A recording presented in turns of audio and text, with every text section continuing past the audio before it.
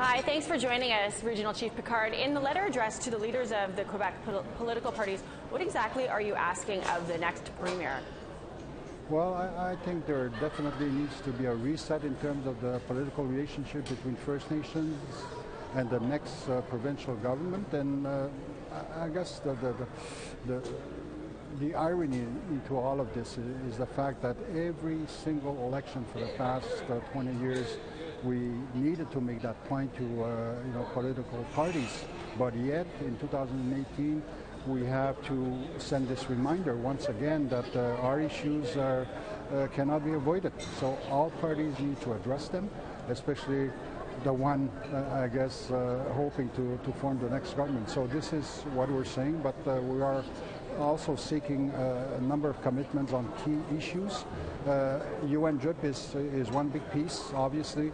If Canada is able to adopt a law that will see the policies and laws in this country reflect the principles of the UN DRIP, then we don't see why Quebec couldn't do the same thing. The other issue, and it's another big piece, is the economy of First Nations. We're talking about labor, we're talking about access to lands and resources. So it's certainly an area of concern for all First Nations in the province of Quebec. And as well, the whole issue of discrimination and racism in the institutions that are that are overlooked by the province. And we have a commission in place right now conducting hearings all the way to December of this year, and then they'll issue a report. So we're asking governments to keep an open eye in terms of the conclusions and recommendations, and because definitely will be front and center in terms of applying whatever recommendations we see fit in the report.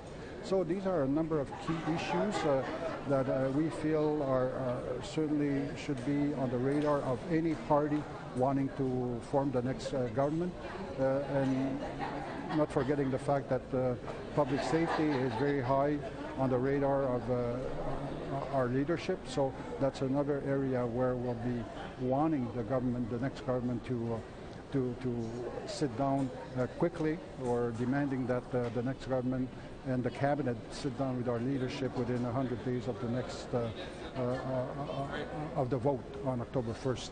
So I understand that there's 5 points in this letter that you have sent to these political parties. You've outlined some of them. Is there anything that you haven't told us so far that's in that letter that you're asking?